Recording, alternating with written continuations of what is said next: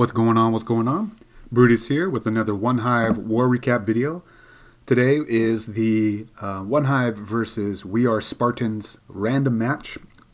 They won 84 to 86, and OneHive had total leg up on the total destruction 95 to 94. But at the end of the day, stars is what wins wars.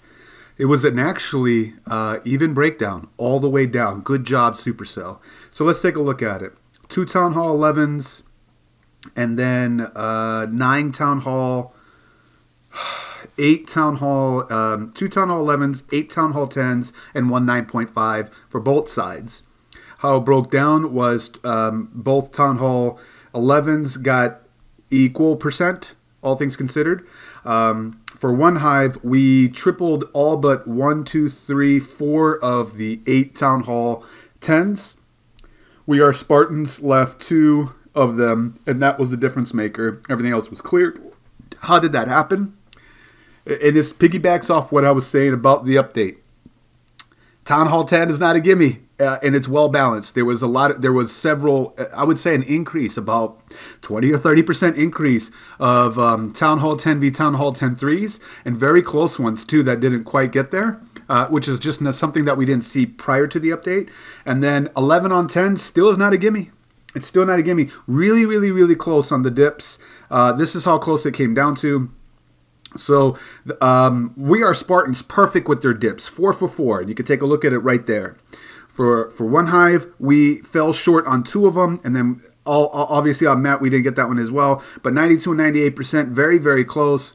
If those 2 dips went through, or if we did get all the dips, we would have won outright 87 to 86. However, even with those 2 that got really close, we would have won the percentage breaker. Anyway, this is 30 on 30, something you see in the Champions War League, and the one to win is 82, right? Well, both are averaging 2 or more stars moving forward. And that kind of goes back to why I said the update was a great thing for Town Hall 10s and Town 11 in the right direction, but really great for Town Hall 10. All right, so off my soapbox, let's take a look at the replays.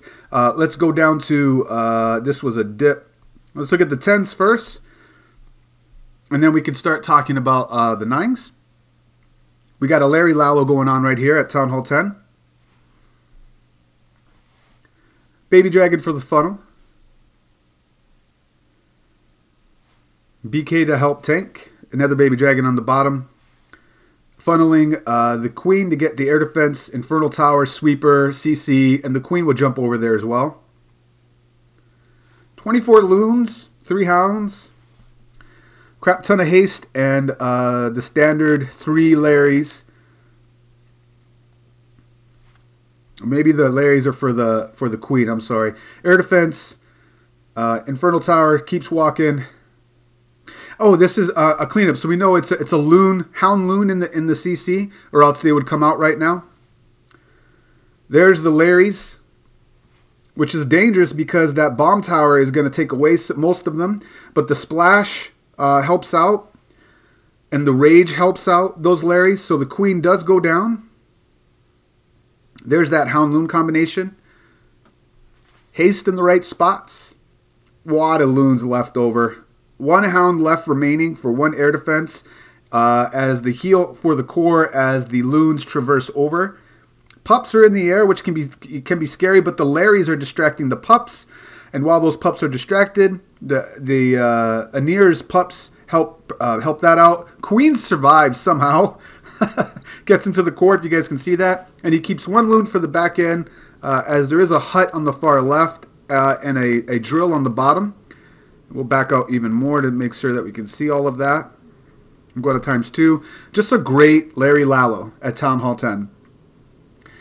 I think he missed the DE drill at the bottom because he put the loon on the far right. A little bit of trollage from those skeleton spells. But obviously he was not chasing the clock, or else he would have dropped it on the bottom. Nice job, Anir. We'll back out of here and look at yet another 10 on 10 action. That sweet, dirty 10 on 10 action. We got a Toma on Kevin. And spoiler alert, it's another air attack, except no Larry Lalo this time. 4 corner huts. And that's basically the suck away time for air attacks. This is bases are slightly changing. Before it was basically preventing against that Valkyrie bowler madness, hobos, vahos, things like that. Basically ground-based attacks, bitch attacks. But now the air attacks are rampant. So people are starting to account for that type of strategy as they should. Go to ×2 because there is a long delay on this. Giant to help mitigate that point defense coming at the queen. Does burn the ability right away. Shallow jump because only needs to get access to the line in between the wizard tower and the bomb tower. For some reason that BK just jumps right back out. Does get the queen and the air defense, which is what he's aiming for. And then leaves the Infernal Tower and then sends in the loons. There's that freeze trap, which I hope stays. I think the freeze trap is awesome. Rage in the core as they traverse over. That anchor point of that air defense is just inviting this type of attack right there. Very patient. Making sure the hounds stay somewhat up in front. This wizard tower is the issue really with the sweeper because it's not covering the last air defense as he puts down the freeze ahead of time to hopefully get those raged loons over there. Then another haste. There it is. And 2 loons for the back end for cleanup on the trash rings. And of course minions for the corners. Just handedly wrecked the base. Go to ×2 because he still has a hound up in the air and it doesn't matter. With him holding on to the loon and the minion to ensure that he doesn't have to fight the clock. Nice job, Atoma. And then let's look at yet another Town Hall 10 on Town Hall 10 3-star. Back out of here. Last one, IU Jimmy. Doing a bitch attack. Like I mentioned from the update video on the Just Clash Maui recap where I provided my humble thoughts on the update that Town Hall 10 is in a good spot. Best that it's ever been in the game. And it's because there's so much more versatility that you can use to bring down Town Hall 10s. In this one we saw 2 air attacks, which is the meta. But that doesn't mean that bitch attacks are not effective. Or Vahos. All depends on the base. Really nice entry. Good split on the bowlers. A good wad of them head towards the core. And just 1 or 2 head towards the top with the witch. I know that he probably wants another witch to go at the top with maybe 1 or 2 more bowlers. But it's enough. Just the right amount of witches and bowlers down by the BK. But the real story is that he needs a good portion of them in that middle, which he has. And then luckily he's got 2 or 3 that do reroute to the outside to help support that only 1 witch at the north side because the south side funnel of bowler witch combination does die out after the queen is done. But at this point it's already over. So they're going to converge and kind of sweep around counterclockwise. Not anti-clock. He's still got a Larry spell for the back end. He can use that anytime he wants. Is there anything at the top? Nope. And you got a hut on the outside. So we'll go to ×2. It's breaking through the wall here. With the Larry and the bowlers combination on the outside really helps supporting the queen walk around. Still got a hut on the far left. But that the Larry's out front help protect those bowlers, and then the queen catches back up to just help complement everything. Once that wizard tower goes down, he can... oh, it's distracted. He was trying to get it while it was distracted. Does work out, get some point defense out of the way. That queen should target that Tesla. She could reach that. As we go to ×4, you guys saw the beginning of this. There was really no... I guess she can't reach that. There really was no threat as far as time. He had a lot of time left over. Nice job, IU Jimmy, for the bitch attack, 10 on 10.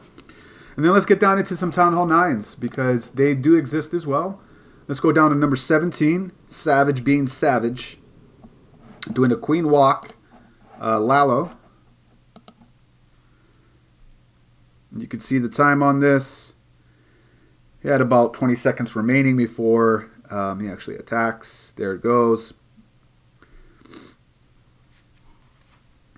Baby Dragon for the funnel wizard combination. Probably one of the best funneling combinations there is right now with a Baby Dragon and a wizard, depending on what you're trying to get. BK starts working on the Town Hall and high hit point storages.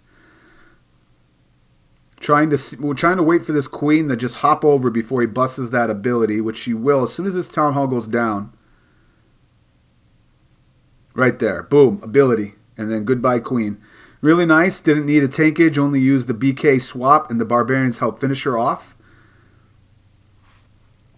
And then the queen walks around a bit more.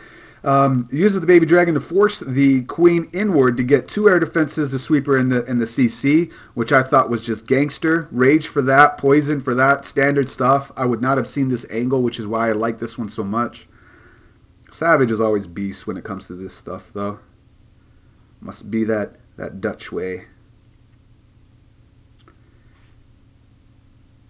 And then the sweeper facing this way is basically inviting you to enter your Lalo from this side by the BK all the way over. He does have, I think he has 3 hounds. 3 freaking hounds yeah, I guess that's the rule, but still, I mean, you'll see how many hounds he has left over after this. There he goes, dragging it across. This is the way you should come. Stays behind it. Uses a haste as soon as he sees that Tesla farm. And it's basically over. I mean, he only really needed 2 hounds at this point. Unfortunately, XM did not go towards the Max Lava Hound, which would help him out for cleanup. He really should hold, and he's holding on to the haste here because you do want the hound to bust, but unfortunately the air defense is locked onto a fully healthy hound. So at the end of the day, he only has like 12 pups for cleanup. That's not good. But you guys saw the clock on this. He had more than enough time left over. Just overkill with 2 unbusted hounds. And he puts down the haste because why not? Plus they got to speed through to get all this stuff out, and you don't want to fight the clock anyway. Why give yourself an excuse to fail? Nice job, Savage. Always gangster air attacks, man. Bounce out of here, and let's look at 2 more. We're doing for time on this. Oh, maybe one. Yeah, 2 more. Why not? Because there was really nice ones. Down to 14, or up to 14, we got Costly doing a Zap Quake Lalo. Go to ×2 just because I don't want this video to be too long, and I got 1 more left. I want to show Neb or Ben. Going back, I've said it in the beer run. Oh my God, slow down. Oh, this is not it. Yeah, basically, I see the queen, the whole like offset queen. I see the queen, really nice use of the skeleton spell to help get that queen as she was away from a lot of splash. That's what I thought was gangster about this. And then he's got 4 hounds. Actually, Penta. I think he has 5 hounds. Yep. Oh my God. Zapquake Penta? Wow. Yeah. Yeah, Zapquake Penta. Holy crap. I predict we're going to see the offset queen start to come inside. Because if you have an offset queen, she's way too easy to get. And if you can get the queen CC, that's all you really need. If you have a really skilled Lalo attacker, that's RRP, man.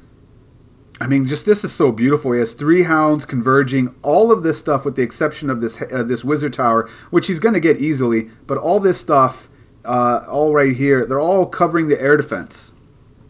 You got 1 Tesla really to worry about that's going to pick off some stuff, but it'll be over by then. And he kept 2 looms for the back end. He does want some hounds to bust, though. He needs some hounds to bust so he gets some cleanup. There's another one. That's great. And when it busts, he's got the hound right above. I'm sorry, loons right above it, so the defenses don't pick off the pups. They pick off the closest troop next to it, which happens to be the loon sitting above it before they destroy it. Just beautiful, beautiful stuff. ×4. It's going to be a balance to bring that queen inside. Nice job, Costly. And to end this out, let's go down up to 12. Neb doing a queen walk hobo and swags out a heel. So I think this thing right here, you know, you're going to basically see Yeah, I just don't get it. Why put these three things all right by each other? And then all these air targeting stuff, they're all covering the air defenses. I don't see that happening anymore, I'm telling you. Be careful. I see the queens going inward, but it's going to be interesting to see how we balance that as base design. You know, that you don't want it too close in the middle. You don't want to give a gimme where, yeah, all you have to do is use wall breakers to get through one wall, and the queen will hop the wall because she's in the middle to get to the compartment that you're entering. You still want to force a spell to get to her, hopefully too. Offset queens kind of you know, accounted for that, or basically it forced you to attack from one side. But with the offset queen and Lalos now, forcing us to attack from the queen side is actually something we want. So I can see the queen becoming more protected. I think this was an attempt to do that. And then having the air defenses in the core like that in one line was an attempt to make it hard to Lalo. It really doesn't. It's just a bowling ball alley where you send in the loons from the sides with haste. It would, yeah. I mean, that's not how Neb did it, but I'm curious to see how, and I do suspect that the base design is going to compensate just a little bit, where there's going to be a lot of risk and reward balance going on with how offset that queen is. And I'm of the opinion you should bring that queen a little bit more inside, and for God's sake, don't put it right next to the CC like that. Don't make it so easy to get an air defense, a queen, and a CC. You are begging for a cold blood Lalo.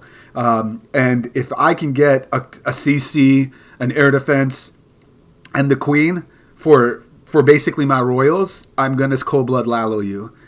Even if the remaining air defenses, the three of them are odd shaped, I can just still use a Zap Quake, and I have more than enough spells left to overcome the base. So back to this attack though, look at the overkill on this. I believe it was a cleanup, but he bags out a heal spell, and this goes back to supporting that every attack, everything's not going to be Lalo. Sometimes it's basically finding the weakness of the base. Neb saw that this was the weakness for this base rather than using air, which is what I was just discussing.